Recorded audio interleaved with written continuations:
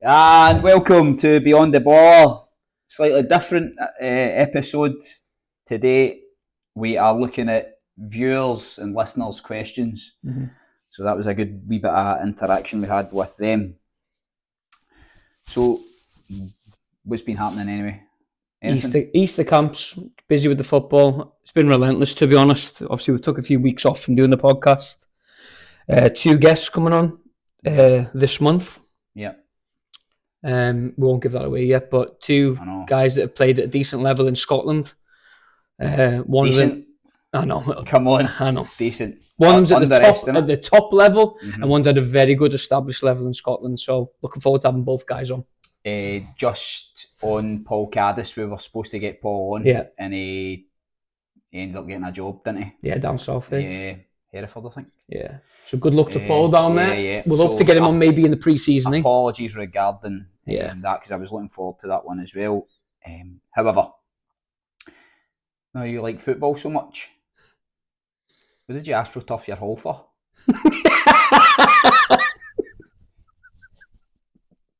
Anyway. Killed you there, Hunter. Yeah, and just to let you know, Dale's learning Italian. El Baggio.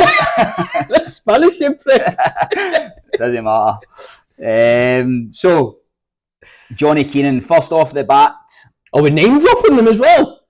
Well, that's made to be some controversial. This is all right. Shout out Johnny. I'll filter them. Right, okay. And those that I can say their names, then I'll mention them, because it's good to get a shout out.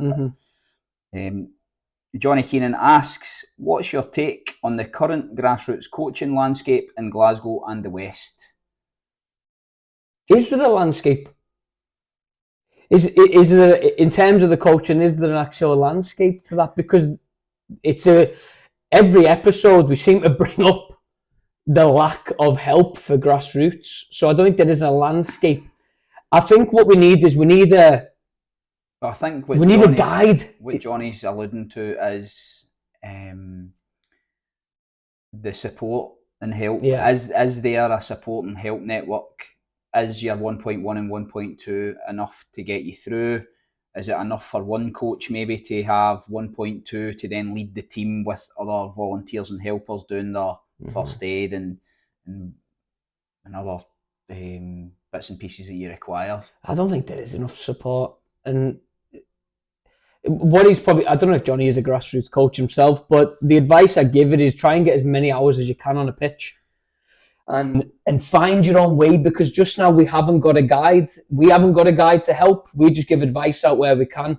If you've run a team, there's nothing wrong with playing games all the way through it. That's what my best advice to anyone. If you're really struggling for session planning, 1v1, 2v2, 3v3, go into a game. And I don't think you're going to go far wrong just now. Yeah, it's a good start. I suppose it's age and stage is important regarding. Would you say 1v1 is important at every level? And age? Or more so in the pre-academy ages? We'll talk about primary school, and I'd say yes. Mm-hmm. Primary school. When we leave primary school to go to big boy football at 11s, I think. Okay. Of course. I think it's important to then start looking at team structure and potentially allocating positions, albeit they're no set. Yeah, I know what you mean. But have a look where you can help the players in certain positions, whether that be their position on the pitch, their movement, their body shape, and then maybe in the team, can you get some patterns of play, and can you develop them as a group? We focus a lot on the individual at probably pre-academy, which I think is the right way. But I think that's the sort of level where I would go to, going back to the support. So if our take on the grassroots coaching landscape, can the SFA do more? I think there's a revision of what they should be indicating to people. I think that's very important. Not that it's difficult, because we talk about 1v1s and 2v2s, 2v1s in both situations, flipped. I think every volunteer coach, when he finishes work or she finishes work, just want some form of easy access platform to get an idea for a few drills or a few different 1v1 games and just help, and then think, right, at least I know they're sorted for the rest of the night. So you can introduce some passing, receiving into your 1v1 drills as well. Exactly. So don't be shy to change how the 1v1 looks, whether it's side on receiving, back to goal, front facing, and maybe on a bounce and things like that. So to answer the question, the structure isn't great just now. It's probably not going to get any better just yet until they review it. Because it's a free-for-all, isn't it? Yeah. But you do your course and you never go back to look. You don't go to your resource, do you? You don't go to your resource. Nobody goes to the resources. And it's Instagram, TikTok, and social media where you would go and get your ideas, where there is tons and tons of stuff. Then you go, is that right for the level? How do you gauge that? And it ends up a job in itself, trying to session plan. So let us know what age you are. We are looking at doing our, we've done a sort of younger age group coaching. The next education day will probably go into adult size football. I think we're flirting with that idea when we're looking at 9s to 11s, just because we covered pre-academy. We session planned pre-academy, and that was well received. So we'll maybe look at something around about 2014 age group this time. Something like that. Hope that's answered it, by the way. I know we waffled a bit there, but we try and it's not one shoe fits all, unfortunately. You just need a little bit of guidance if you're volunteering, just to get the ball rolling, no pun intended, but that's basically what needs to happen. Is everyone has a ball for the first while and then go into small sided games. I don't think you're going to go too far wrong if you do that in your training session. Yep. Scott has asked a question. Scottish age banding January to December. English age banding is August to July, and obviously ties in with the school system. Is it better? England's version's better. I'm sure Scotland used to be like that, didn't they? Scotland done that. I actually don't know the year that reverted to. I don't know why they've done it. I think that's a good question, by the way, because I don't agree with the way Scotland do it. I think England's kept it like that I played. And it was always that way. It was always the school years. And it works best because it means that your Q4 birthdays aren't getting hung out to dry. So if you're Q4, so September to December birthdays, you kind of get forgotten about, because we do like year of birth banding, don't we? So if you're in October to December, naturally you've got 10 months less development, if you like, than what the January birthday has. But that's the same in England. No, it's not, because it's completely different with the years how they do it. So if you were an August birthday, Tam, obviously there's 12 months still. It's still a 12 month. Exactly. It is, but I don't think it works that well. I don't think it works as well as what it does in England. I think it works better in the school years, because I think you're in the same year as them in school as also. Well, what happens if you're a June birthday in that system? I know, but so I think you're in the same school year.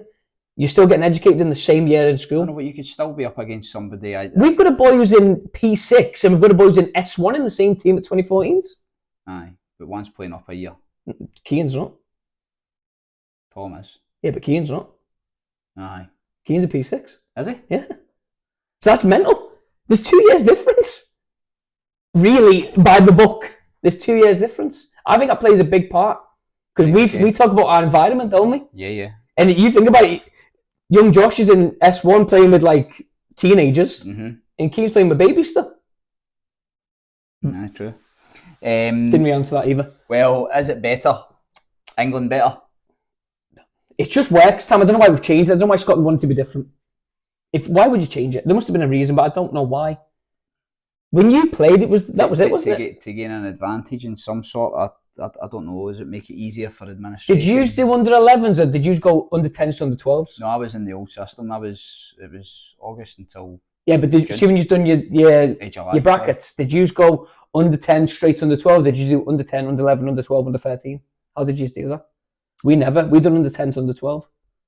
So you would have a disadvantage on your first year at under 12s. You were babies compared to the rest. I can't remember. No. I think that was maybe potentially what league you played in. Right. I think there was maybe an under 11 league. Okay. but I'm sure it was just year on year. But on the flip, we talk about that 10 months of difference, but we have a lot of younger players who come to us, and it's not relying on Beth, how good they're. The best players aren't always the quarter ones. Not always. But it's a fact that for those that are breaking through, I don't know who's done these stats, by the way, but down in England, the quarter ones and quarter twos had a much greater chance than what the quarter threes and quarter fours did. I think we spoke about that in a previous episode. I don't know where that stats came from, but it's true, eh? They spoke about everybody that was in academies, and it was really heavily loaded with quarter one, quarter twos. Mm-hmm. Mad, eh? Aye. So Scott, I don't agree with it. Scott's the answer question. I think Scotland should try and revert back to England. We're doing what I would do actually, and this is what most people do in life, is you mirror what's working, don't you? So England's working just now. England's youth system's working because you're seeing what's out there. Scotland's is producing talent, but they're not breaking through, as we mention every single episode. But maybe if we revert back to grassroots of the way of doing school years, maybe it'll aid in development as well. I don't know. What's your take on that? What do you think? Do you think we should go back to the old ways? I think as a United Kingdom, why would you have a separate? There should be a general. Northern Ireland do the same though. Northern Ireland do the year of your birth. Do they? Yep. I always think it's just a disadvantage when you're going to tournaments, and it's always good to get that jolly into it. Yeah. To go in a tournament and then. Yeah, because when you go down playing that's English 18 teams, months of a difference. Yeah, exactly. There is a big difference, and you feel it. By the way, you feel it when you play them. We'll talk about maturation shortly. Somebody's put something into our discussion. So thanks, Scott, for that. I would revert back. Yeah, same. I'd mirror what's happening because of success rates. The Daz has asked, just a comment, bringing competitive football to grassroots under 8s or under 9s. We talk about it all the time. I'm all for competitiveness. When I play a sport, I play to win. If I play a board game, I play to win. If I do anything in life where I'm participating, I'm doing it to win. I understand why they don't though. Because Why? there'd be too much movement of players to try and go to the best team. It is anyway. I know, but I think it would highlight it more. I think it'd be more poaching. Yes. Let your coaching do the poaching. So would you not? So you didn't answer that. I want to. Buongiorno. Go. No, are you for the way it is just now? Would you rather it competitive at every age? Are you happy the way it is? Do you think if we change it, if we change the way it is, do we produce better players? Yes. I think there's an edge. I do as well. I think. I think England's got the edge. Don't get me wrong, there is times where you may be drawing one each and you're on the grass park and it's really tense, last 5 minutes, and you can tell there's something to play for. But I would like that from the start of the match. Same, man. Same. Do you know what I mean? I want the 3 Hunger. points, I want to win. I want to win the league. And do you think that's a disadvantage, right? Just now. So we talked about the age bands with Scott's question. But you shouldn't need the motivation either. No, I know. But kids know when they've been beat, but I think they know when they've won as well. Mm-hmm. Where when you win on a weekend in Scotland, you're like, brilliant, we've won a friendly. But if you had a point system, and remember the old papers? We had the tables and the papers. Yep, so did we. Evening times. Mate, that was Thursday, a buzz, man. Thursday in the evening times. You used to get your name in if you scored in that. Nah. You wouldn't have had that much. No. You wouldn't have had that much, but... Nah. Nickel, red. Just the I've actually got a bit of paper where a referee has put in a report that about you, number 8 launched himself with both feet knee high on his opponent. That's what we're coaching like. Anyway, I've developed as a human being. Right, so go what you're saying. Yes or no, change it to competitiveness. Yes. Right, okay. I'm the same. You? Yes. Okay. Good question. Don't know who this is. How to choose and prioritise the right pre-academy when your son has multiple options. Fair play to you as a parent for producing such a human being. Be careful where you put them. However, I don't think with your child having 3 options, I think he or she has a natural ability and you'll have a feel for that academy on its own. So I think your gut will tell you the best. I've got a few. I'd try every one of them. Yeah, you've got to. I'd narrow it down to 2. I wouldn't go to 3 academies. No? Nah. Because you'll get no boys club stuff or girls club. You'll get no grassroots involvement if you're going 3 different academies. You'll be too busy. True, yeah. I think grassroots is important still.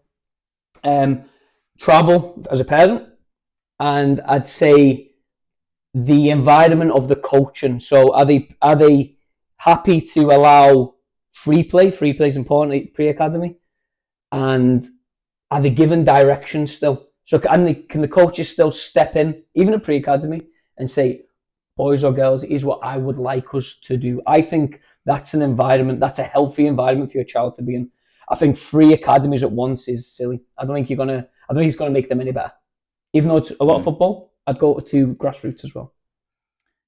And from the same person, managers that make their own son captain and prioritise them over more talented kids. That's been going on since the age of football. Noah on the Ark. Yeah. That's the one that everyone has had that. Oh, my son's captain. He's the best.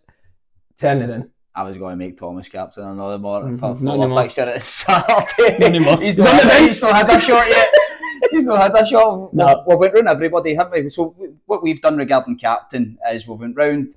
It's not everyone's deserved it. No. On a training session, yeah, tough what's happened is we've said, look, this training session and previous, anybody that's shown promise and development, hunger, desire, and all the captain attributes, and had a good session, basically. We've no defined the captain for our team yet, but this is a sort of trial period for 11 aside. I don't believe in captains. Yeah, this is bad. I don't believe in captains until it goes to referees. I've seen people with captains' armbands on a 5-a-side. I don't really see what it's doing apart from a tiny bit of empowerment at the age of 8. I like it. Do you? Swaggling about with a captain's armband on it. No, but just nailing people like Roy Keane. Boom. So to answer that, wait to 9-a-sides. Yes, but hold on. If they're in academies 8-a-side, don't start bringing that up again. But I don't think there's anything wrong if the boy is the best player in the team, Tam, and he is the manager's son. Why not give him the captain? Of course, definitely. So, are you yes or no? Don't mind it. It's a bit silly. Should he be punished though, just because he's the coach's son? If there's a player that's struggling and maybe shouldn't be playing, that's a different scenario altogether. But if he's a top performer and his attitude... Hold on. Oh. The coach maybe goes like that. Do you know what, man? He comes with me everywhere. I do everything for this team. Mm-hmm. Everything. Dragged everywhere. Are you getting personal with this one, are you? No. Right, okay. No. Far from it. Right, okay. But you can see yourself, there could be a guy that's just so enshrined in it. These players maybe not as good as the top player. But he's committed. But the guy's committed and he went like, do you know what? See, because you're at my beck and call every time and you're with me, there's another scenario where he might be captain. Parent coach. We've said this before, haven't we? Parent coach is so hard, man. Because brutal. See if he has a shite of a game and you carry on playing him. Oh, man. I know. That's it. It's coming for you. I know. They're coming. Well, you can feel the eyes in the back of your head. Pitchforks and that coming. Why is this happening? You will die. How dare you? Well, that's true. It's mental though. So yes, we're for it. If the player is performing well enough and showing leadership skills, I don't think there's anything wrong with a manager's son being the captain. So, Skino, right? How do you deal with parents as a grassroots coach? Double exclamation mark. Sounds like he's got. You're struggling there. Clarity on what the project is for that club, regardless if it's a community club. I think there needs to be alignment from the coach down to the players, down to the parents. Mm-hmm. And it should be, this is how we want to play football. We might get beaten a weekend. We're sticking to a philosophy. Training will be difficult, challenging, but it'll be enjoyable. We don't care about results if that's your philosophy. Or the flip side, we're going to go long ball, win every game, and that's the way we want to play. And you'll learn. And you'll learn. Be with us or don't be with us.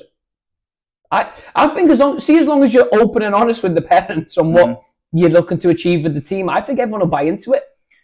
I think there's the word that you used, alignment.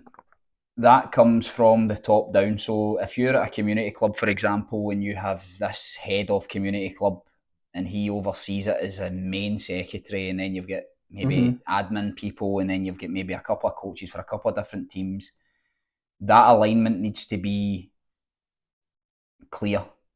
So if the coach is allowing the secretary or whoever it is, the overall manager, to then deal with the parents, that message between the coach and the secretary, and then for the secretary to the parents, needs to be the same message. And I think if that is messy sometimes. We'll see, and by the way, you could take it too far and become a dictator. And you'd be like, well, this is that's when you'll lose them. See, if you really, because you've got to be open to have chats. We've said this a million times, the awkward conversations are the best ones.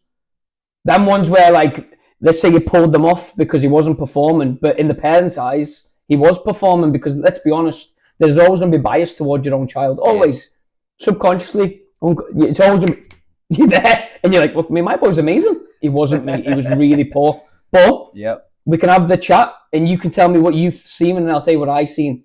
It was affecting the team, so we brought him off. That's a common conversation, is my son isn't getting as much game time as someone else. Or he got subbed off and didn't come on as much as the others. But then, if that's the case, is it not about learning from those mistakes? Well, and the volunteers, so they're not going to get it right. No, I know, but we talk about development over everything. Over everything. So then why are you hooking a boy for making mistakes and he's not getting as much game time? I wouldn't hook him for a mistake. Why? For affecting the team then? I'd say lack of effort. That happens because the kids, they could wake up one day and think, I ain't feeling this today.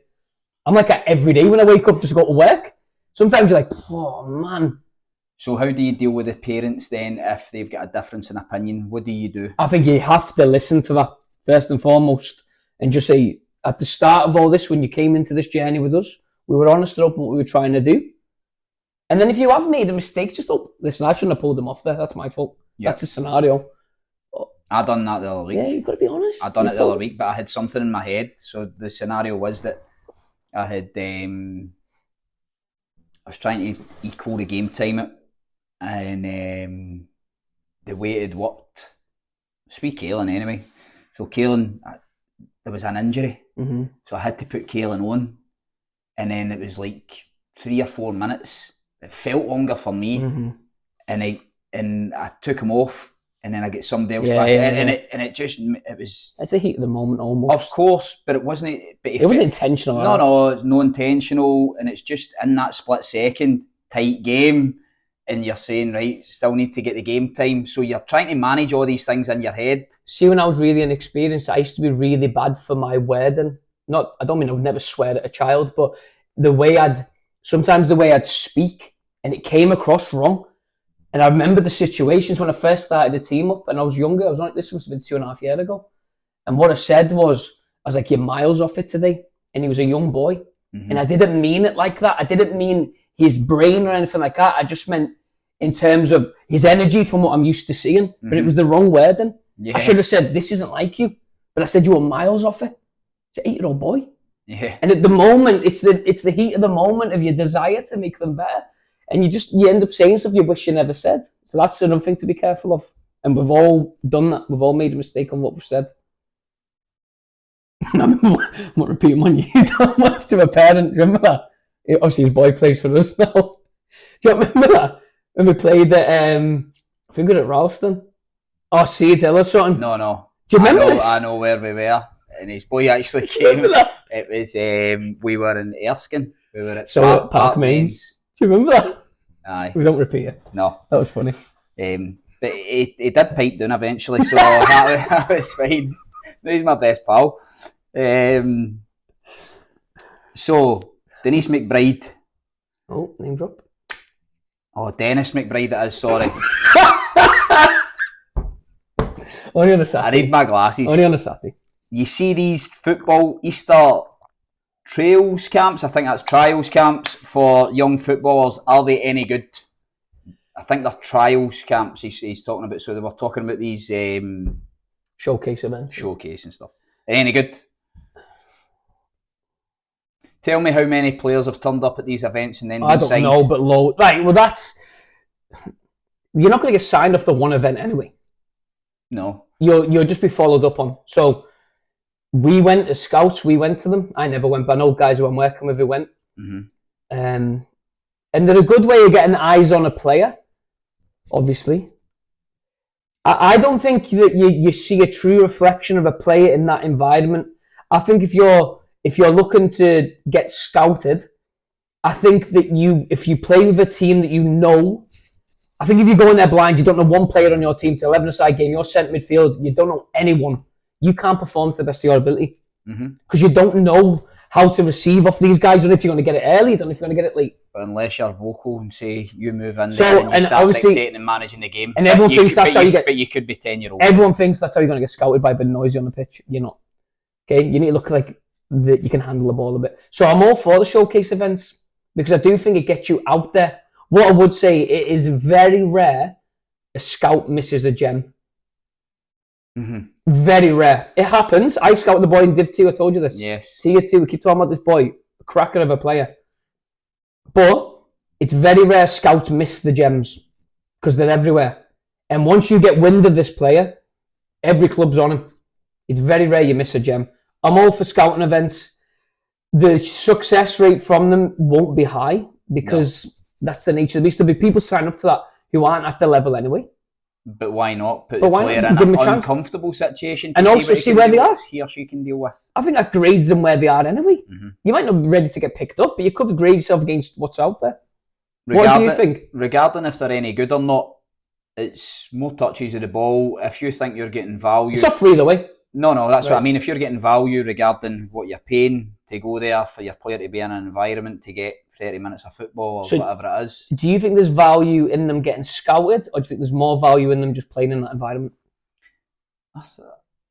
It depends on the situation. If you've got a player that's on the verge of many a scout has been chapping the door, but he's not been committed yet, now why not put him in there because he could thrive again? There's multiple scouts there and go, you might have a different option. Then again, there might be a player in there that's maybe shines for no reason at all, and maybe the ears prick up. Yeah, there's multiple different things, but it could be that a scout comes along to watch you have a stinker because you're in a bad environment. That's you out the game. Yeah, potentially. So there's definitely positives. Where I see it is, again, be a personal judge of your player and what environment you're putting them into. If you need any advice on that, give us a shout, give us your scenario. We will try and guide you and help you, but it's very, very honest, unique. Right? I think there's a mega desperation for people to get in the system. Mega. Desperate. And I think when people are going into these events and they're not ready, I don't think it aids development at all. The only thing it'll do, like what I said just then, is it will grade them where they are. But I think you know as a parent deep down where they are. I really do. I think if you took your hat off and your glasses, you know what I mean, you'll probably see like, right, he's not quite there, she's not quite there, but he's got really good super strengths. I think we need to be honest. I think we stop becoming obsessed, Tam, with the dream, right? And I talk about dreams all the time, right? But train to get better. On your neck. Why not you? No, but train to get better. Don't think that you're going to leap over everyone else and go to a showcase event and get the chance. I don't think that will happen. Train to get better. Understand. But there's different development rates and maturation and different things that happen. So, exactly. So your journey's your journey. Charlie Austin keeps talking about that every time we speak to him we still speak to him now. He keeps talking about the journey. It's not smooth. It's not linear. Mate, it's never like that. No. Doors shut and then doors open. So what I would say is, if you feel that your player is going to get something from it, all for it. Get them into it. If you feel that your player might, I'm not saying regress, but it might be a difficult environment that you put them in, maybe think twice. If they're mature enough, put them in. Yeah. Because they need to deal with it mentally. If they like a fish out of water. If somebody goes like that to say my boy, and I sent him to one of his scouting events, and he's like, "What's happening? Have you heard anything?" He knows that's not the case. Yeah. He's been in the advanced level for 2 years. Do you think that's what kids would say after the scouting event? Yeah. So they'd ask that straight away. Well, they play pro youth fixtures, don't they? And there's regularly, and there's scouts here all the time. So, but after the event, Tam, after the showcase event, do you think that the player says to the mum and dad, "Oh, have I been picked up or what?" Do you reckon they say that? No. Why? I think there's probably a conversation. Well, depending on the child. Do you think the kid's obsessed with it? The idea of getting in the academy? Some. Do you think we as coaches big it up maybe too much then? Probably.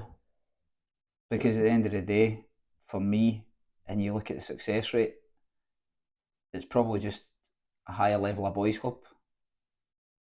Sorry to say that, but it's because they can pick the best players. It's like poaching for the best players for all the boys clubs at advanced level, and then creating your high advanced level. Yeah.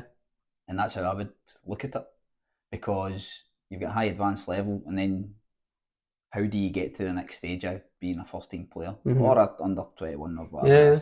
No, just a thought process. I'm thinking like, do we big it up maybe too much? Don't know. However, thanks for the question. Yeah. Dennis, not Denise. No, sorry. That's shocking. Sublime Design UK.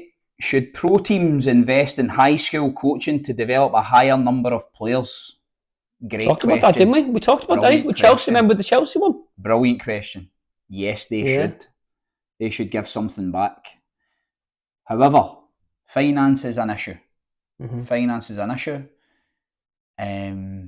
Would it be that head teachers put their PE teachers through 1.1, 1.2, 1.3 UEFA badges, whatever it may be? Would that be an idea? And then potentially clubs using that and that network, and clubs putting a scout in, a PE teacher in as a scout, to say, look, this is a player that's standing out beyond everybody in this year group. Because obviously the big clubs in Scotland have still got their performance schools, even though it's not part of the JD performance schools. That Beauclair and that's still running. And when we spoke to Darren when he came on an episode, is that no club based though? No, that's what I'm saying. That's what I mean. So the top clubs, they're going to produce better players because it's in their curriculum of school. As Darren, remember when Darren said you'd miss like your second last and your last period and go and play at Murray Park, wouldn't you? He said that. I remember him saying that. He'd train as part of his PE. So he was getting day release where the others aren't getting that. And I think when we do PE, and I'm all for multi-sport as well, by the way, but as much football as possible if football is your sport. I wouldn't worry about multi-sport if football is your sport. Yeah. I'd be just, right, I want to play football, nothing else. I used to hate doing gymnastics, man. You were waiting for a funny there, weren't you? No, you were trying to line one up. It's something about a horse, but anyway, that's fine. BG Football Fun Factory. Parents becoming coaches, what advice would you give? How can we help them? So, parents becoming coaches, be careful, because it's sometimes difficult, depending on the group of parents, depending on the group of kids. Just there could be people with additional support needs and things like that that come into play as well. So, and when you all of a sudden going like, I love football, I'm just going to go and become a coach. Yeah, it's all of a sudden you're like, what is this? My advice to them, right, is if you're going in there blind and you have no idea what you're working with apart from your own child, is do stuff that you would love to do as a kid. And it was always game related for me. Goals, games. Games. If you, like I said before, I think the first question was about that, is always have it as a game based. If you game base everything, it'll be fun for the kids. And then as they get better... Explain game based just quickly. Where there's opposition, where it's opposed, so 1v1, 2v2, and then leading into games. If you make it game related all the way through, I wouldn't worry so much about drills at really low development level. I wouldn't worry about them because it breaks down. Loads of different stuff, touches and all that stuff, and just go games. Yep. Because the game will be the teacher. Yeah. That's my advice anyway. But do stuff that you would love to do as a kid. Don't try and copy Man City drills off YouTube. Okay, bit of a long-winded one here. Anonymous. I would love for both of you to touch on the importance of a child's temperament. The fact that the environment is not there to make you feel comfortable, the interaction between players and coaches. People have a false belief that competitive environments have to also be nice. Keep up the great content. So is he saying it should be more cutthroat? Aye. I think so. It depends where we're at here. He didn't mention what level. No, let's talk about it. It's still going to be inclusive, right? Until you hit the academy. So academies is just... I think it needs to be lethal. And then, is that where the player's temperament come in? Maybe, yeah. Do you not think it needs to be... We spoke about a player last night. Mm-hmm. Released from one of the top two. Now thriving elsewhere. Yeah, because he had anxiety issues. So... But I'm going to put this one out here. Mm-hmm. Is it up to the club to deal with that? I don't know, I'm asking. Is it up to the club to deal with an anxiety issue, or is it up to the... Can the club give them more time? That's what I think they do anyway. But can they give them more time to fix that? Probably, and they've probably got liaison people that will be floating around, but the player is now thriving at another academy. Environment's everything. Would that be environment? I think environment's everything. So why was that environment too harsh, or was it... Maybe the players. Too cutthroat. Could be the players. Maybe the players weren't. Maybe the players were getting on his back. Well, I've seen how some of these players at academies go about with be careful what I say, but they can be nasty. Mm-hmm. But I like it as well. I like nasty as well. Nasty in a way. Nasty with the ball or getting the ball back. Yes. I don't mean nasty as in no. slagging someone. I don't mean... Well, they're a wee bit like that as well. Some of them. Nippy. I think there's an arrogance, right? But I like that because that arrogance is there and that edge is there. And that's a psychological edge on them because they know they're in a better team against somebody else and they're quicker, sharper. Maybe they come up against somebody that's matching that, but all of a sudden they've got that wee edge to them. Whereas, let's say our team would not say booty, I guess. There's only probably one player that I can think of that would maybe backchat to somebody. Too nice. And that's I'm not advocating for them to be nasty, by the way. I'm not advocating. I know, but we're trying to make them robotic. I think a bit of personality goes a long way for me. There's no personalities in the game That's anymore. why I'm saying I like it. A bit of dig, a bit of... What you doing? What you doing? That's what... Oh, I thought you were slagging me there. No, yeah, do you know what I mean? Like, what are you going... I like all what that. What you going to do? Like, where's kids? Good touch there, mate. A bit of... I know, but we need to be careful with the age and the message. I think that comes from the coach, by the way. Comes from the coach, that. Grassroots should be inclusive. Academy should be rewarded.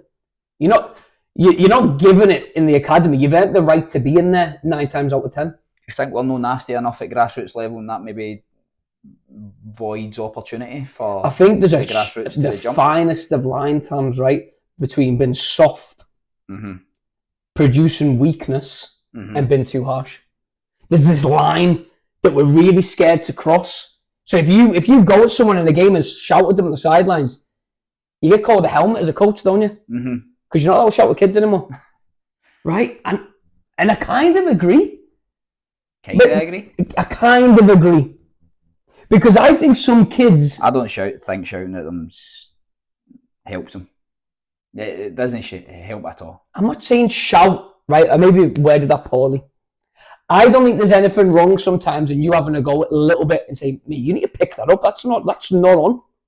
That's the manner of how you speak. That's the line. That's a line that we don't talk about. But that's a line. You go, come on, you. Mate, pick that up. You're better than that. Yeah. That's the sort that. So see if Thomas isn't working hard in a game, right? You went through him. right? See if he's not working hard enough. Are you all right with him not working hard enough? No, I give him a rocket. They get that sorted, mate. I think you can speak with that level of temperament in your voice without that becoming as passive aggressive. I know that is a line though. That is a line, and you need to be careful on some of the players that. But even at first team level in the Premier League in England, adult sometimes different. It is different. It is different. But again, if we're not careful, is it the arm around the shoulder? Is it a rollicking that they get? But I think you need both. So what? Do we answer that? Temperament of a child. You can't dictate the temperament of a child anyway, but your environment can definitely aid in how they develop. Okay. Okay. That's a real hard question, that one. Maybe go back to that. I think that should be a social media post, and then everybody gets their say on that. I think that's a really hard question to answer. Can you guys discuss the maturity issue and obvious age altering that goes on across European grassroots and academy football? It is obvious that some refugees are using their immigration to gain advantages in youth football. Who was it that posted what? It was Anderlecht. Anderlecht done a sign-in photo, right? Mm-hmm. Of under 13s. I think that's you reposted that. I'm sure something like that. I can't remember exactly what happened. But I've seen another one. It was Spanish, right? Spanish academy, and it was Villarreal play Sevilla. And I can't remember which team, but one of them had this massive kid, and there was 3 kids surrounding him trying to get the ball off him. And I mean massive. Now, I'm going to be very careful what we say. I think because there's no point us getting this our words crossed here at all. You would be a fool to think that's not going on with passport issues and stuff like that. You'd be a fool to say it's not happening. Yes. Now, we're not in a position to say it is happening, but you'd be a fool to think it's not. Yes. I'm going to leave it at that. Is that it's going to get very dangerous if that continues. If you've got kids that are almost 2 foot bigger than someone they're playing against, when we play boys and girls up, it's normally for technical ability. Mm-hmm. This is a physical issue now. Mm-hmm. Get that kid playing up because you can physically you can play men's football, but play him up you have to, because it's now dangerous for his age group. Correct. And where's the well-being now, Tam? Where's the well-being? In fact, we've played against kids who are definitely older than what they say they are, 100%, and it becomes a safety issue for the child. It's nothing to do with anything else. Yep. The only way that is discoverable is through MRI, bone density, and all these different types of scan. That's not going to happen. No. But play the game a bit. But are they right or wrong to take an advantage of? So let's say it was a 13-year-old child, wasn't it? But Sam, he could be 13. He could be. May well be. Could be. But it's very, very, as you say, it's alarming. It's a little bit worrying. Mm-hmm. You could see facially, in my opinion, that he looked a little bit older. Mm-hmm. Now, he might have hit puberty really young. He might have matured rapid. It happens. And we get that. But don't play him at his own age group. No. Can't happen. Because it's really dangerous. Especially if you're putting a player up. And we've had this happened in the pro game, if you remember. Yeah. There was uproar with all this stuff in the pro game. Yep. But is this for clubs to take an advantage of a so-called 17-year-old player?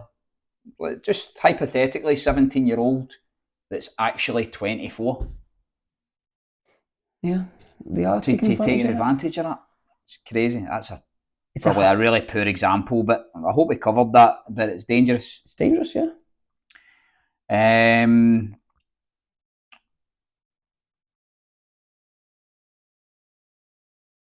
I hate when you smirk like that, because I know it's one of them horrible questions coming. Why are coaches teaching every child to look, move, and do the same? I've been guilty of it as well. I've been guilty of that. I've been guilty of thinking that if I make them all technically the same, which they won't be anyway, that I'm going to help them on the way. I've now learned that that's not the case, because kids move differently. So not every kid can receive the ball and move the same way anymore.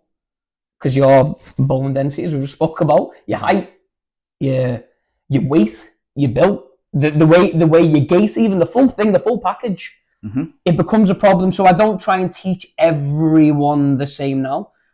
I think we need to focus on a super strength. What I'm going to say, right, is that I think in 10 years' time, we won't have any number 9s. Full number 9s, full on number 9s. I think this is the generation you see in them and it's going to disappear. Why? So, because we don't teach them. Now, this isn't because the world's obsessed with a cam or a winger.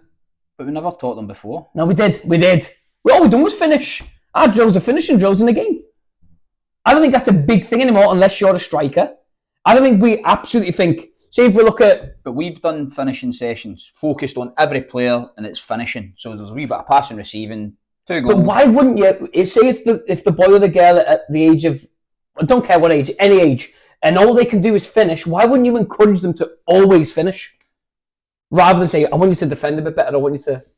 But again, the game changing with the false 9 and the different positions that a centre forward actually picks up now. I think the luxury of having an Ali McCoist or Alan Shearer or... But why though? Why is it changing? Because it's going to go back Gary again. Hooper, whoever. Anyway.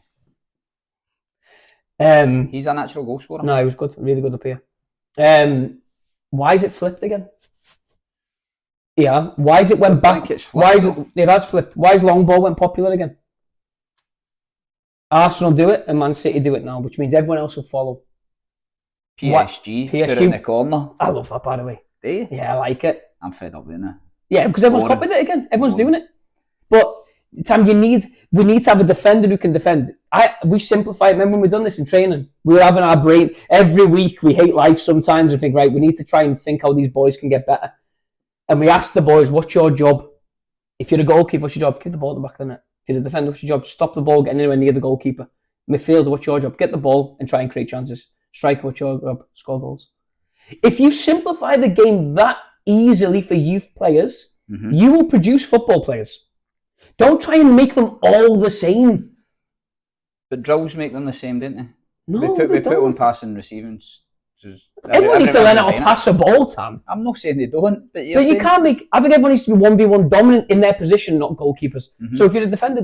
If you're a midfielder and attackers, you should be able to get round someone. What he's saying, I'm presuming, is that we're trying to make everyone look the same. And then when it comes to scouting in 5 years' time, it was like, is there anything else? Aye.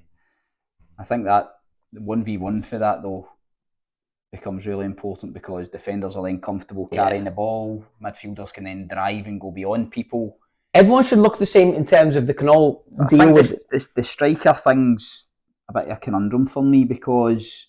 Would you not agree with that, no? No. Why, though? No, I think there's probably... Regarding gameplay,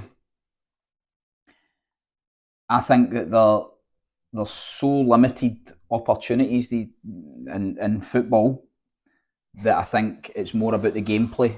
Right. Or the build-up. Yeah, the out with. And teaching that is more of a focus at the moment for me. I don't know everything, by the way. Just my view. I think the gameplay is taught. Well, he should be trying to run into channels and stuff like that. See that natural goal-scoring instinct. Right now, who's the first player that you think about the natural goal-scoring instinct? In professional game? Harry Kane. Harry Kane. Goal machine. Why? It's just instinct. He finishes on... It's his touch. His first touch is outstanding. The way he strikes a ball. I don't think that it's coaching. I think that's personal drive and repetition. I think that's it. Do you think that's with every youth footballer in the world anyway, is that we don't do repetition enough. We don't. They'll do finishing, obviously. But he's doing that out with training, isn't he? Yes. He's probably got a bag of balls and think, I'm just going to smash this. We know he is, because he said that. I just don't think that the production at youth level of centre forwards. But it's the hardest thing in football. I don't care what. The hardest thing to do is score. And back in the day, Tam, when we were younger, that was where the big money was. That's where the big money was, the striker, wasn't it? Nowadays, the CDM's getting more money than a striker. Weird, isn't it? It's mad. Right, what's a scout's job? We'll try and fire through some more. What's a scout's job? Identify talent that can eventually hit first team. Okay. Not to make the current under 10s, under 11s and 12s look amazing. So in the same vein, how can I stand out in games to be noticed? It's position specific, but I just think you be yourself and do your always best. And every player tries their best. I know that.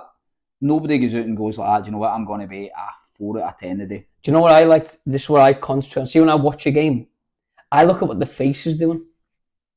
Right? No, listen, trust me. Right, okay. See when they're running, right, or they're playing the game, see if they look scared. That worries me. We've got a young boy who plays with us, right? Not mentioning names, under 8s. And when he plays, he smiles. He's fantastic on the ball. But I think, see if you're enjoying the game, that's instantly to me like he wants to be here.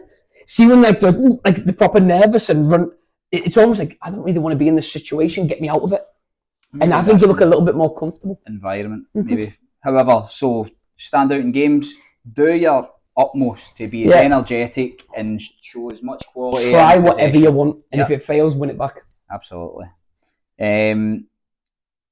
Trial events again. That was another thing in for somebody. What's your opinion? To pay, they try to pay to play, and they try. You need to cover pitch higher than that, and the coaches and all that.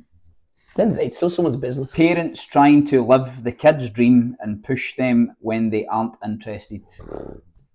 Yeah, I've been there.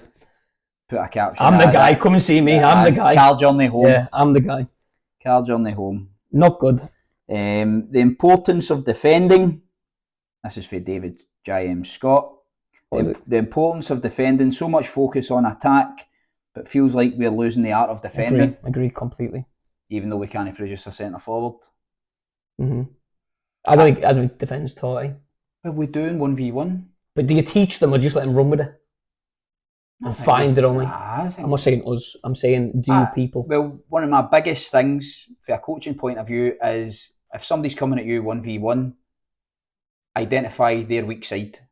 Then position your body in such a way where you're showing them on their weak side. Good players will still skin you, but see if you're up against a player one-sided equally. So if you're on a predominantly left-footed player, he will not want to come inside if all his right foot's for his standing on. So show him inside. See when we were younger, right? I don't know. That'll force him to go sideways or back away. Sometimes, yeah. Most of the time. See if we go back to when we played. I don't really remember much advice, right, from coaches, but defending wise, we were always told, right, to just show them away from goal and my position to be side on. Would you agree with that? That's a very common one, was try and stay side on. Right? That did change. I know, but I'm going to change it again. Because I don't think you always have to show them away from pressure. We also show them out wide. Sometimes you can show them into clustered areas. Yeah. I always say, as long as they're not facing the goal, you're winning. Your door? Not my door. 2 minutes. 2 minutes. Right, I'll keep chatting anyway. You keep chatting, mate. So whether it's a clustered area that you're showing them into or outside, that might be dependent on who you're up against and showing them onto their weak side. So wrong door, Tam. Sorry. You're an absolute donut. Go on. Anyway, so show them inside or out, but I would be showing them onto their weak side and where it's affecting the game. What would you have the defender's body shape looking like for this? What was some simplistic ways that? Well, side on's always. We'll say heels off the floor, eh? Yeah, like bouncing almost. Yep. I don't say try and get a hand on him. I think, depending on the level that you play at as well, I think there's a natural tendency to go into. Yes, you can coach it, but when you're doing your training sessions and you put these sort of key markers down as defenders, like we've just pointed out, I think that will assist them in games. Whether they go inside or outside, just win your battle. We'll try and win your duel. And attackers, if they show you on your weak side, go and do them on the weak side. Yep. Go and do them. Show them like I'm not fearful. That's a repetition. Shift that onto your, if you're right footed, shift that onto your left peg and get your shot away. I'm not scared. I'll go and attack her on my weak side. Yep. That's what scouts like to see as well. Yep. Previously, he's mentioned referees. I think that's what it says. Advanced can be very competitive and physical, which can lead to dispute. So I think that's now we're talking about 2016s, 15s, 2017s or 7-a-side. Yeah. 2017. Sorry, I thought you meant refs. Sorry. No, yeah. so 2017's at the moment in Scotland, so that's under Nines. nines. Going into under 10s in the summer. I'm for it. Young referees, give them £20 a game or something like that for the 50-minute game, 25 quid. Give them 3 games back to Do they back. need paid? Yes. Why? They're getting up their time. So the coaches? I'm being serious. Why? By the way, I'm all for it as well. Pay them. Why, Tam? Why do they get paid? November, games going on, league programme, freezing cold. Are you going to get out your bed for nothing? That's what you do. I know. For the love of the game, mate. But what I'm looking at is a younger profile, a referee that's no got any sons or daughters in the game. I'm looking for a younger generation to go into refereeing to hopefully make it better from up here to then make the grassroots game better. I don't see any difference. I don't agree with you. I don't see any difference. You want them to volunteer? Yeah.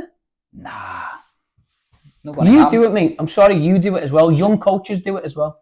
So why is the referees getting paid right now? There were games. What do you mean? So referees get paid to do 9-a-side games. I know. Why? That's what I'm saying. Why should they not? I don't agree with any of it, Tom. See, in the adults, I agree with adult football, Sunday league and all that. Right? I agree you need a ref and he should be paid because it's mental. Right. But see, at junior level, I don't think refs should be getting paid at all. I've been saying, why should you not get paid then? Why should you not get paid? Why isn't the SFA supplementing the wages then if they're going to get paid? I've been serious. Why should they get anything different to what coaches do? I'm not coming for refs. But why should they be treated any different to us? We're all volunteers in the game. But nobody will do it. Nobody will volunteer. But you volunteer, you do it as well. I know, but nobody will volunteer for a solo. You think, by the way, look, I'm just going to give up my 50 quid per hour. No, I'm not saying you have to. Obviously, now you can't do it. They're going to get paid. Of course they are now because that's in the system to pay them. But what about the volunteers who open up the hubs? Some of them are volunteers as well. Aren't they? The ones who run the hubs, not all of them are getting paid. Not all of them. Aye. No, I don't think they are. That's not council. all of them. What about the fixture coordinators? No, they're volunteers. Should they get paid? That's a bespoke job. Probably. Secretaries, they get paid? Secretaries. No, for clubs, no. Mate, this is what I'm trying to say to you. We're all trying to make the game better, Tom. Right, but all of a sudden you're saying to me that you think referees are not required then, is that what you're saying? No, they are required. I'd have them at younger ages as well. That's what I mean. So that's what I'm saying. I'm advocating from 8-year-old to under 8s or whatever, whenever the 7-a-side starts. I would have them at 5-a-sides. Okay.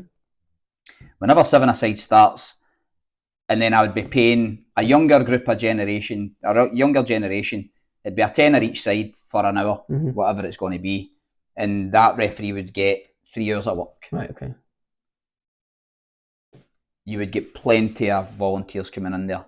When we go to England for tournaments, and we have done in the past, there's a referee there. Okay. Usually they're younger. They're getting paid. I'm all for younger refs. I'm just saying I don't think they should be getting paid because I think the volunteers just... There's no chance that there's going to be a 20-year-old boy that's going to get out of his bed on a Saturday morning for zero to come and referee a game. But there's guys that do it coaching, Tom. I know, it's the same thing. Nah, it's no. Right, it's no. We'll that's doing my head right, and actually stupid. Referees at the start of 7s, reduced disputes and teaches the children to compete fair. Yes, I'm all for it. Agree. Takes away the pressure from the coaches, that. Life after football for these young lads, or a potential career if they don't make it. Just mean footballers, yeah, not referees. Yeah. Footballers, yeah, that's the one, isn't it? What do they do? What kind of support's in place when they get released before they sign pro? That's always a worry for me, that. When you put all your eggs in one basket. And obviously when we were younger, you'd always be told to get a plan B, wouldn't you? My advice was always get a trade behind you. Yeah. These young kids haven't... But it's different now, the world's different. I still think there's that tradespeople, real value in that, but there's so many different types of jobs now, so many. Do you think there should be maybe like a young apprenticeship program with the club? I don't know what to do. Maybe coaching as well. Well, tell me this. Say you've got an advanced team. Have you going to put in an apprenticeship program for your players at 16 years of age and go, look, I was trying to get you into academy. It's not happening now. So no, I thought you meant an academy with the question. I thought that's what you meant, the support, sorry. But no, is it up to them? Is it up to the school to educate them properly to get a job? I just think that I wonder if there's some kind of grant you could get for funding. We also want money again, but if there's some kind of grant that these young, see when you hit under 16s and you're close to signing, if they've just got a little bit of a backup plan, I think that'd be nice, because I think it would be very. You look at what France do, and they send them to the school, don't they? Mm-hmm. What's it called? Is that it? Clairefontaine. Is that what they send them? I'm sure there's a that's a big. You used to have that in England. Liverpool used to be a school that they go to in France. But that's just the best players, though, isn't it? So I'm just wondering what their model is, and what I'm thinking is, do clubs require the players to get free hires or something like that while they're in the academy in whatever subject, just to give them that platform to then potentially go into university, but make that sort of mandatory and give them assistance. You said ages ago, right, when something happens when they hit, like, I want to say puberty ages, when you hit that teenage, that horrible awkward age. Because I was an awkward kid when I was younger as well. Still are. But something happens, doesn't it? Where I wouldn't say they fall out of love with the game at all, but something happens up here. It's different to England. It's weird. It's life, because you've got a choice. And back when it was, I'm a dinosaur, obviously, but it was football's going to get me out of potential poverty. Did you think like that? Mm-hmm. Right. Aye, definitely. Did you? Aye. Because I knew I wasn't good enough. I knew that. So when it was a way for me. It got me out of a lot of problems in school. I didn't get in many fights in school because of football, because I knew I could play a bit. So it got me out of a lot of trouble. No, it was never for wealth. I never played for that. But that's mad that you've said that, because I didn't know that. I was rotten. Primary 7, first year, rotten. Come back from New Zealand. And miles away from the sort of the players that were good level. But repetition. Pulled my hamstring the summer holidays, first year, second year. Took my brother down to the bit of grass, just swung my left foot, became brilliant. Honestly, could whip it with my left peg. It's just weird how things happen. And then I get better, and I got an opportunity at Queen's Park through a school teacher. I get Players Player of the Year, which was a big deal because there's players for Partick Thistle, Celtic, St Mirren in school. We actually played against Jamie Smith and Brian McColligan, I'm sure his name is, who both went on to have first team careers. Played in the semi-final of the B&Q Cup with the school. Beat 2-0. St Columbus they went to in Clydebank. Mad how things stick with you. You can't remember you did last week. I know. It's crazy. But it was good. I thought, we'll get a wee chance here. And then nothing happened. Mad. That was it. And then it was just life, survival. And then it just went like that again, football wise. Just want to make money. It's crazy. Right, so more players being selected from SFA schools to represent the national team than others. Controversial view there. So see the SFA performance schools. There's more players in there. Read that again. Does he mean performance schools or the actual SFA teams? So see Scotland's national team at under 15s. Right, okay. So there's more in the performance schools making it. Aye. So there's favouritism even at that level. I can't comment. I have no idea. No, they are. No idea. I would probably say a good chance. Pound to a penny, because you know what I've realised? Nobody's going to see if you're decent, you're not going to get in. That's my view. Unless somebody does you a favour. Somebody that can get you in to get a trial, to get you noticed, to go, probably think that you're doing all right. If you're doing all right. Middle of the pack. Well, I'd say better than middle of the pack, but there's still that academy. There's still players in there. Mm-hmm. So for you to get in there, I think, especially in secondary school, I think there needs to be somebody doing you a favour. That's the truth. That's me just being. Everyone relies on a favour, the way. Brutally honest. If you think that you're doing all right at advanced level, Div 1 in secondary school, unless you're absolutely head and shoulders, you'll be relying on a favour for somebody. My view. No. My view. Sorry for being real. Doom and gloom. Favouritism with players in academy teams when they have attended an SFA school. So obviously this is a wee bit, no mention to it, as a wee bit of a comment rather than... so what he's saying is the SFA schools, national teams getting more representation for the SFA schools, and then there's favouritism with players in academy teams when they have attended an SFA school. Tom, there's favouritism in every walk of life, so it's not going to go away. As much as you want football to be pure, it's not. I want to know more about that. Yeah, give us some background. I want to know more. Keep it anonymous. Yep. What does winning over development look like at, say, under 60, under 8? Hear this all the time. Yeah, tough again. What winning looks like is that you're happy to win at all costs and you're just hungry to promote winners. No, that's what you're getting at. Let me go on further. And I think development is you can still win games of football, but focus on the individual getting better at the same time. That's what it'd look like in my opinion. I think the term winning, you are winning if you are developing. So if you get beat a few and you win a few, you're playing at the right level. If your player is outperforming all the time and your team's still getting beat, but your player's head and shoulders, you need to move. Well, these are one for you, right? Seeing the rural towns, right? That's coming. Oh, is it? Right, I won't do it then. I won't do it, sorry. But for me, winning is, if you're at the right level and you feel comfortable at the club, you're winning, because that is developing. If you're the best player and you're miles ahead of everyone else, you're not developing. No. You need challenge. Absolutely. Pre-academy offers. My lad signed early under 7 at Sunderland for under 9s. Is that the right decision? Well, Sunderland are a great club. Yep. Great club. The coaches are amazing down there, and I love the philosophy of how they coach them. Very well run club, to be honest. No, good on you for getting the well done deal. to the little guy. Yep. Isolated drills versus small-sided games. Level dependent again.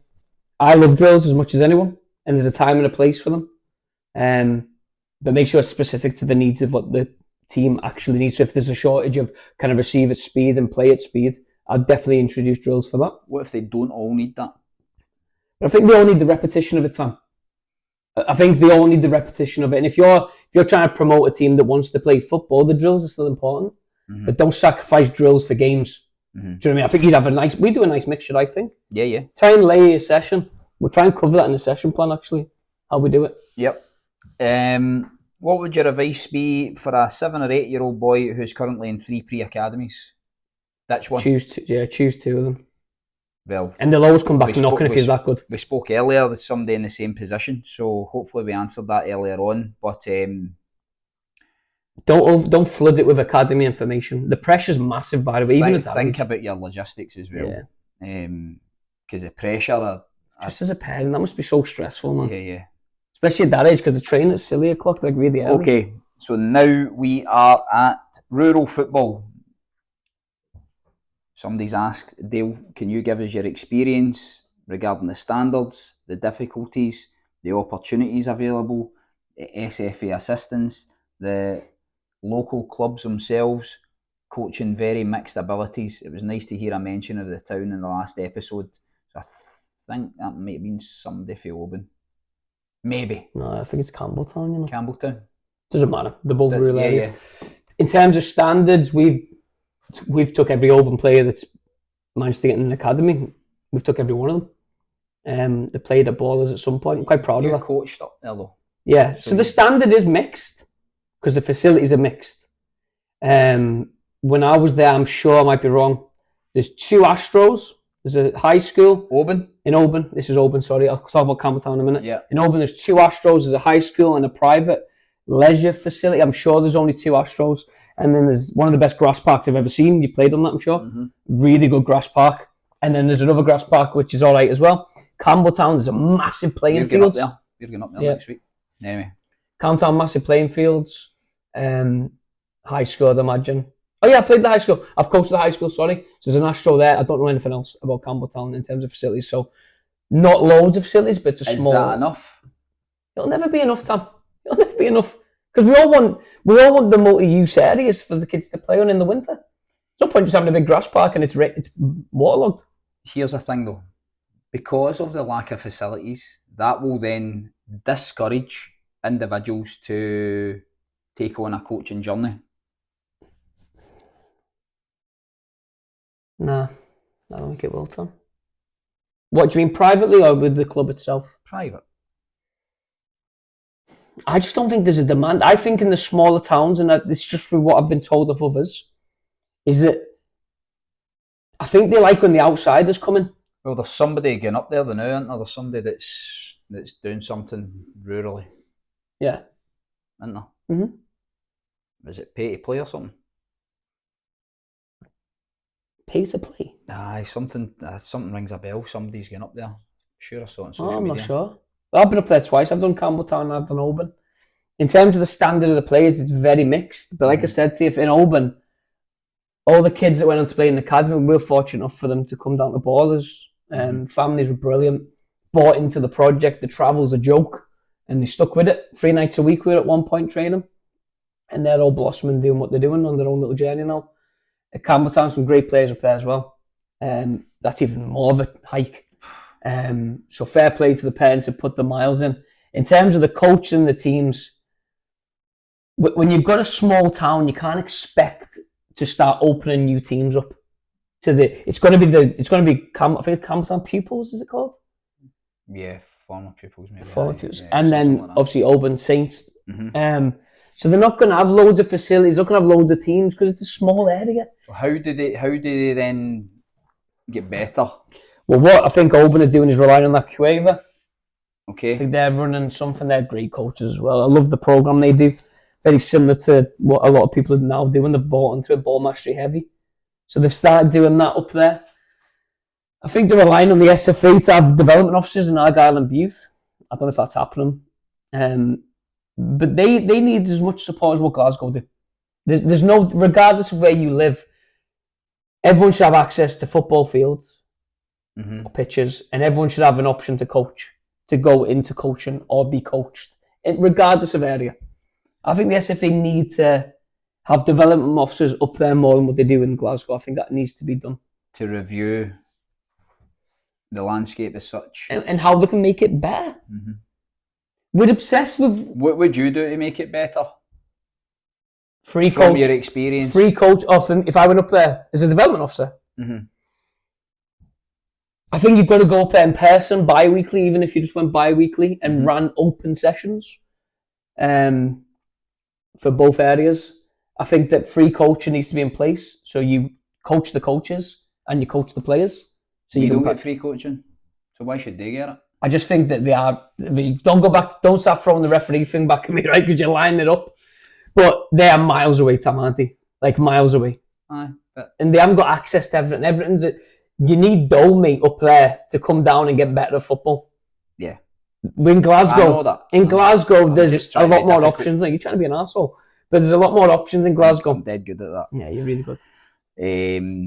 I think. So what do you do? What are you going to do? Would you just have somebody focusing as a focal point of contact for them, and hopefully have an understanding of everything that's going on to then say, look, well, there may well be funding. Can we get a space to then... Well, stop giving a Glasgow-based guy the job to be up at Argyll and Bute. Give someone who lives in Argyll and Bute the job. And you don't come down to Hampden unless we've got team meetings. Who is it? I have no idea. So how do you know it's somebody up there? They're just taking a wage. Don't know. Yeah. I enjoyed that. We're done. Right. But I want to go back to the refereeing. Right. Go on.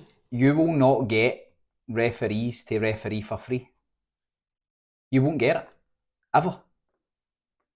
You'll get coaches to coach for free because their child is on the pathway. You'll not get referees. Not every child's on the pathway. Not every coach is a child. Tell me a person, and this is another thing, we've spoke about this, right? Two things. The experience that somebody gains, and that, well done to Paul United, by the way, for getting that UEFA Grassroots award. Outstanding. Just thought I'd throw that in there. But you lose somebody that's got 10, 11, 12 years experience when their child hits 18. They started at 6, 18, 12 years. That coaching experience falls away. What is so important, right? I remember this for being a player, turning up and doing a coaching session, no got a clue. Because you don't know as a player or a manager taking a men's team, you don't know what a 7-year-old needs. You don't have a clue. You make it up as you go, and you look at YouTube and all that sort of stuff. Crazy. Try and keep people in the game if you can. Don't know how we do that, but I believe that you would make players better if you've got somebody with that experience that's went that journey. Now, the 12 years, a lot can happen in that 12 years about development and how things look for a 7-year-old, 6-year-old, 7-year-old. But that experience is invaluable. If you've got a coach, and we spoke about that there, if you've got a coach that's doing that and staying in the game, you're in such an advantageous place. What would you think would keep them in the game though? What could you do to keep them in the game? Don't know. Because you can't just throw that out there, because I agree with you. You can't throw it out there. You must have an opinion about. Right, okay. Don't have a clue. I don't. Not finance. I just thought to myself, that's phenomenal, that to have that experience in the game. See if you're a grassroots see if you've done that. Say if you were a young dad. Say you were, I don't know, you're coaching from the age of 21. So you had your kid at 18, and he's a young 3-year-old, mini kickers and all that crap. And he's went up well way through 12 years of journey of coaching. Mm-hmm. Do you think his aspirations to go into the system as a young coach? So say he'd be 35-ish. Do you think his aspirations to go in the system as an academy coach? That would be a good move. Do you think that he's got a chance going in because he's got his grassroots experience? Mm-hmm. Or do you think a guy who's just finished uni on a 4-year degree has a better chance? Because I think that keeps him in the game, Tom. I think if you can give him a job, so not everyone's going to get that. Mm-hmm. And he might be a rubbish coach. Nah, the uni guys are... They're taking over. I'll tell you why, though, because this is part of my next point as well. They are learning everything that's current from academies and from different countries and studying things. Whereas a lot of the time, I spoke to you about this the other day, I don't have time to sit and watch football matches. Mm-hmm. I don't know what's going on in the English Premier League. Mm-hmm. I don't have a clue. I do not have a clue because I'm either coaching midweek, I've got a game at the weekend, I've got a life, I've got a job. Yeah. It's so hard. And then you think to yourself, you're meant to know about football. Well, I've not got time to think. So difficult. So part of that conversation was to do with that. I think that because these university students are current in their badges, current in their study, I think it makes a big, big difference. Whereas the guy that's done the journey and been there wearing the t-shirt sort of thing isn't as attractive. Mm-hmm. That's a mad way of looking at it. Never looked at it like that. Keeping them in the game. Never ever thought about it like that. But it's a proper valid point because you can't buy experience. No. Not all experiences are good either. No. But no. He's going to have some sort of knowledge of the game because he's been in it that long, whether he's played as a youngster or coached his boy or girl. But you could have an outstanding coach at your grassroots club who just takes to the kids, understands what they need, and you could be flying anyway. Mm-hmm. So everybody's journey is different. We speak about that all the time. And that's why the badges don't mean nothing. They'll mean absolutely nothing. because the person's more important than the coach. Referees, Right. you'll know you're not getting them to do it for nothing. You won't. You just won't do it. Just like you'll know if a guy. Don't you start thinking that? No, like, no. You're gonna So start... if I fall out the game when the wee man's 17, 18, whatever it is, I'm not getting back in no. anywhere else. No. I've got a vested interest in him. I'm gone. Yeah. I'm done. And I'll be ancient then. That's mad, eh? Aye. It's mad to think that's only, what, 5-6 years away? Mm-hmm. And this is the reason why referees will not do that job. Interesting point, Dan. I want to hear the comments on that, actually. Aye. Right. Hope you've enjoyed that. That was good. Right. Luxury yacht in the background and everything.